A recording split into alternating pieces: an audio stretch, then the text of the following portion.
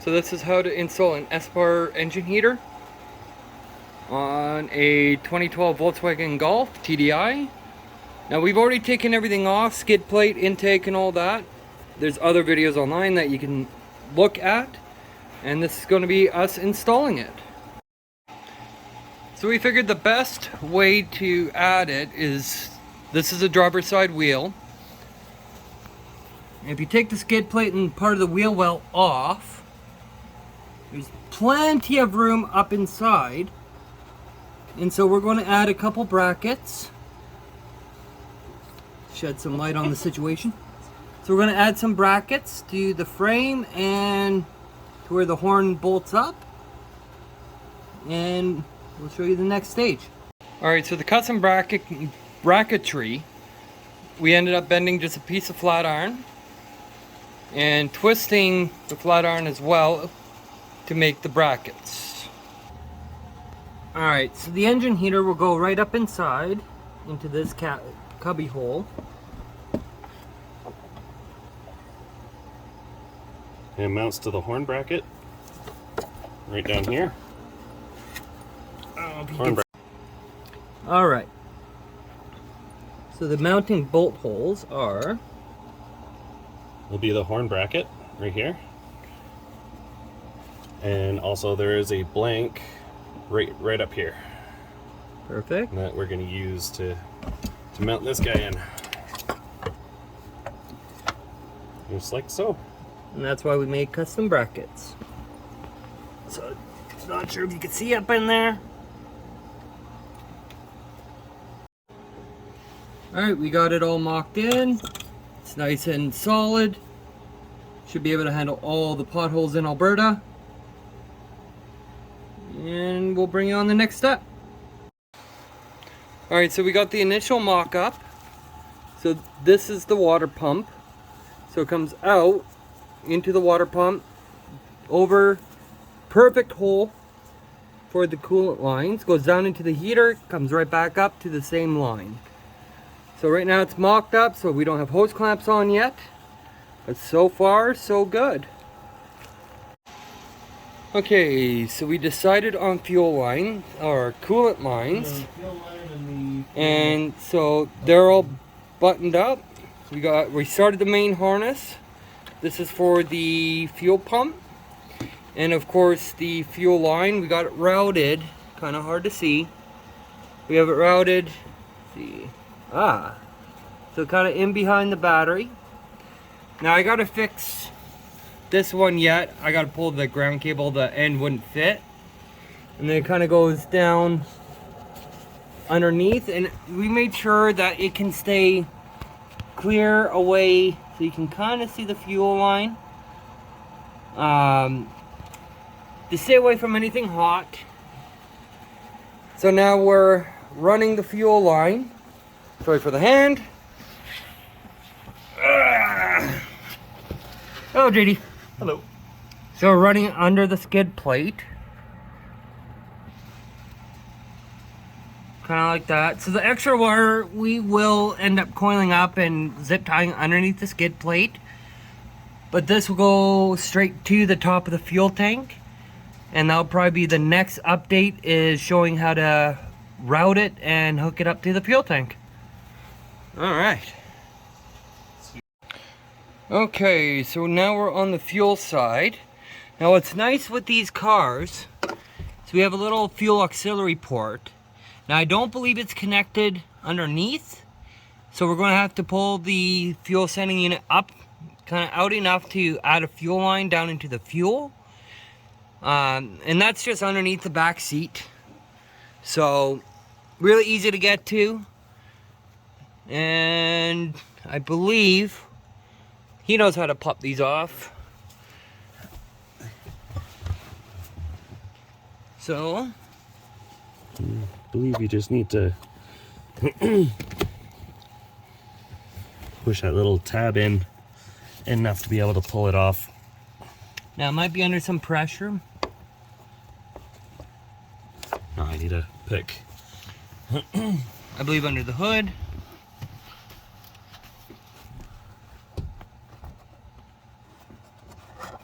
So these are just quick releases. First time doing this, so bear with us. So you can kind of see the blue tab. So either that pop pushes in or it should come out. And then the other one has a black tab. So I think it might come out.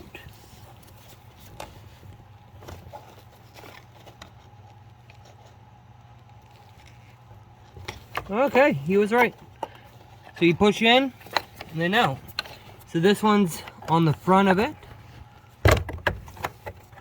So just be careful, you'll probably have a bit of fuel pressure in there. So now we're gonna just grab something to grab the hoses so they don't fall. And then open up the tank. Okay, so ignore the string. Apparently it won't go any further, so we'll just have to be careful. So you end up hitting on the inside of the ring, kind of these notches. They're all around. So there's one there, so they're all around. And you can kind of see how it is. It's kind of like a wedge. So we'll see. Well, hopefully it'll come off easily. Oh yeah, easy. Like it was meant to be.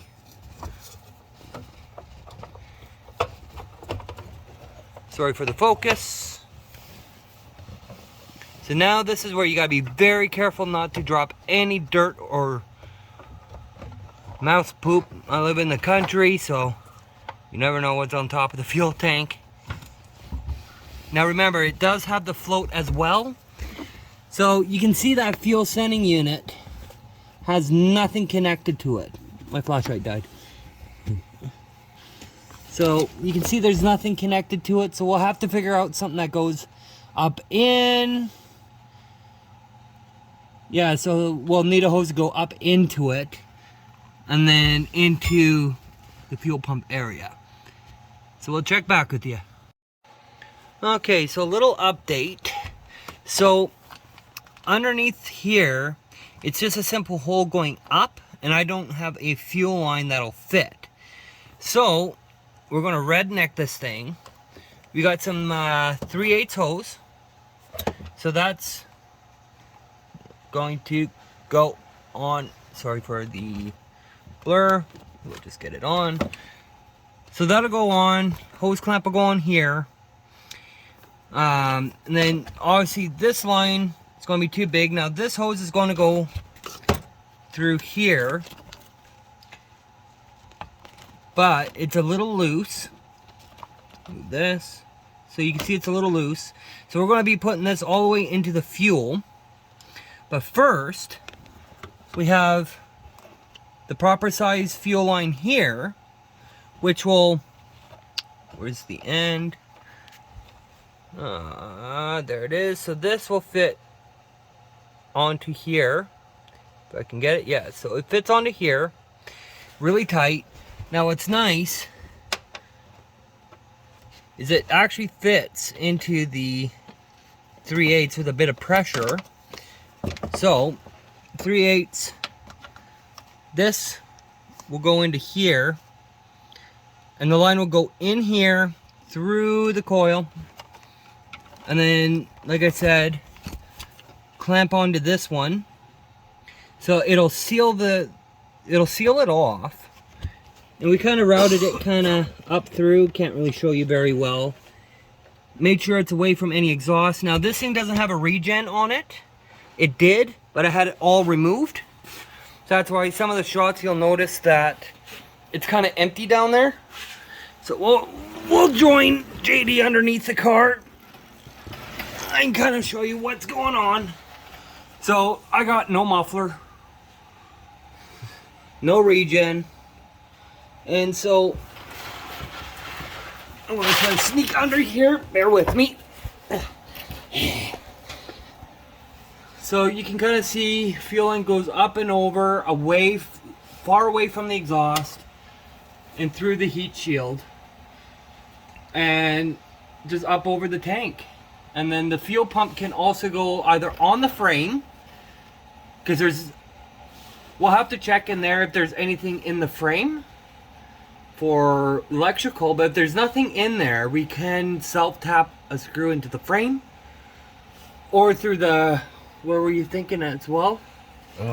Using I was thinking of just using the bolt here. Yeah, so we can go just there. make a bracket and kind of bolt it up here. Right. So we can either do that or go off on the side by your flashlight. Yep. Because there's a couple grommets there that we can sacrifice, or somewhere in there. Ignore the rust. This car is a 2012 in Alberta. So it's actually pretty freaking good under here, actually.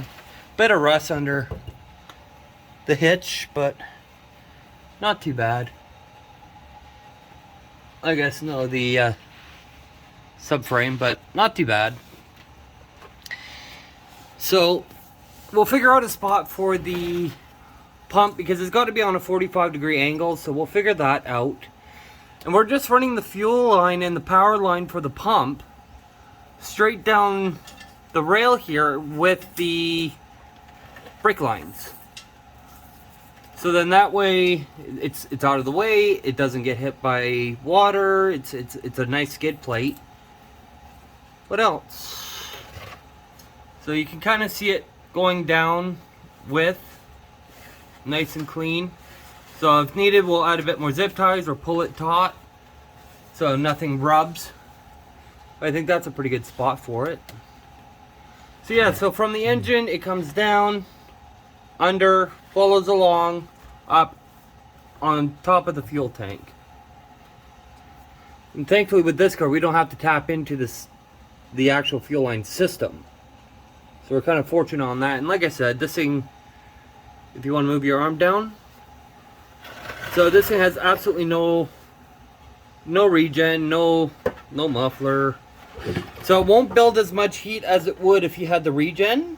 So you may want to heat wrap, like shield the fuel line if you have the regen. This pipe doesn't get nearly as hot as it normally would. So we feel pretty confident of having it that far away. I mean, you want to just shove your arm in there to kind of give a perspective on how much length. So decent amount of distance, so should not cause any problems. I mean, the brake lines are right there, so I mean, I'll be keeping an eye on it, and if anything happens, I'll update you guys and let you know, route it differently. I'll bring you back on the next update. Okay, so we got the fuel pump in. We actually found an existing hole and found a bolt that will hold it in. So with this, so the fuel line coming out of the fuel tank comes down and around into the bottom of the fuel filter into the pump. Now the pump has to be at a 45-degree angle. It looks flat, but it's actually, you can see kind of like that, it is on an angle. And then it goes up and then towards the front. Now it's going to be a bit of a pig to prime, but it is what it is. Now we may have to pull the filter off and use the oil vacuum to actually draw fuel from the tank and kind of prime it up to the pump so it doesn't run dry. But otherwise, that's kind of what it looks like. Again, everything's tucked out of the way. We'll use a couple more zip ties to hold everything in. And at least, you know, so far it's pretty clean. It's out of the way. It's completely out of the way of everything. So, and way up out of the way of the exhaust. So far so good. Alright, bit of an update. So we're going to be kind of cleaning the wire loom up. Let's try to put some light. So we're going to be cleaning this up a bit. Now we got to connect it to the panel. It does have its own fuse, 20 amp. And what was nice, the remote wire, we found a spot where the clutch would go. Managed to get it in. Sorry for the mess. So now we're just having to reconnect the wires. I don't know what here we go. So we're going to be reconnecting these wires to there. And what I'm kind of thinking is, so we kind of made a mount. So this is the controller. We just kind of made a mount. So piece of scrap metal. Seems to work pretty good. Put a sticky pad on. So it's going to go kind of up on the dash. What I'm thinking is we're going to be kind of wrapping it kind of inside, down in here. And we've got a big pocket here. So I'm just going to have it all in there. So hopefully that will work. Alright, so I'm kind of done. Forgot to record the pictures. So we just coiled up the wires in here. Like I said, there's that big space.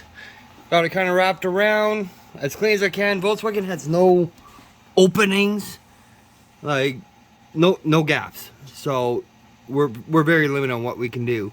So I got it here so I can kind of control what I need to do. Right now, obviously, there's no power. The battery's still disconnected. And I think all we got to do is prime the coolant and prime the fuel. It's pretty much it. And then, yeah, so I'll come back when we're starting it up to prime the fuel. Unfortunately, yeah, it's just going to take too long to show how to prime the coolant. If you ever question it, you know, there's lots of videos out there on how to, you know, change your radiator, and it'll, they show you how to prime these things. So yeah, we're gonna put the intake back on, prime the refill, and, you know, fill the coolant lines and bleed it, and I'll come back. Alright, so we got it all installed, so the controller's here. He said it's all wrapped up in there. Super clean install. So all you have is the water pump showing. Even underneath, all you have is the exhaust. And then the operation of it. Turn it on.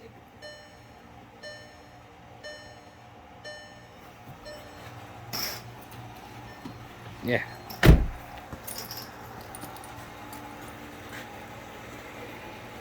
Ignore the noise, background noise.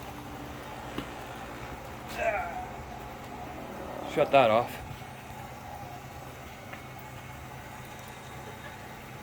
And it's pretty funny. It sounds like a jet engine when it fires up.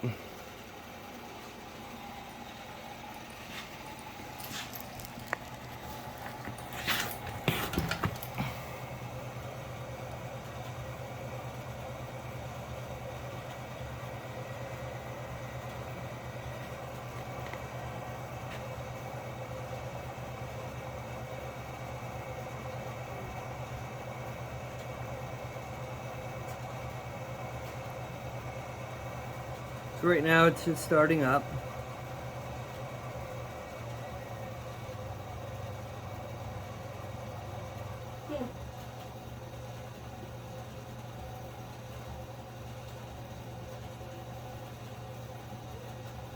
Now we just had it running, so it's going to take a minute.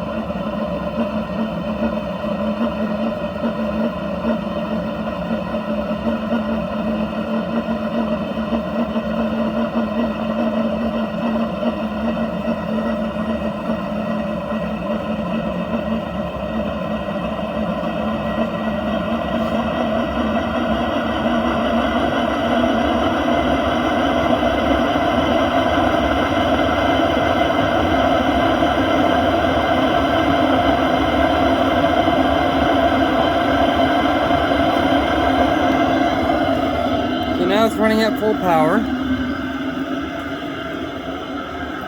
And one thing I can show you, if I can find my amp clamp.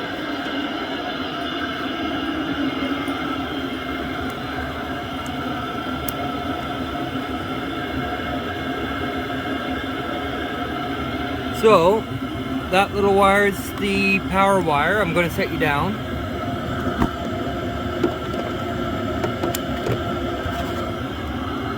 So, it's running 0.5 amps when it's just sustaining power. So really low power usage.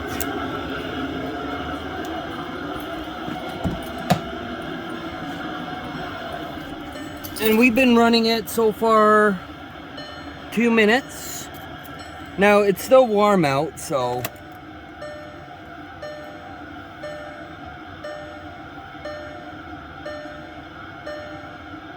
it heats up the engine really fast. Now it is warm out. It takes about 5 minutes from cold temperature to 90 degrees. And at about 90 degrees it starts calming down.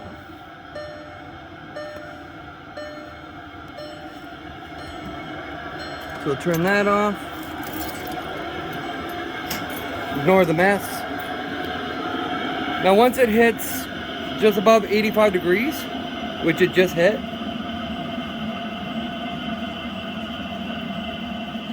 it starts calming right down and just maintains the temperature. And then to turn it off, we just hit this button.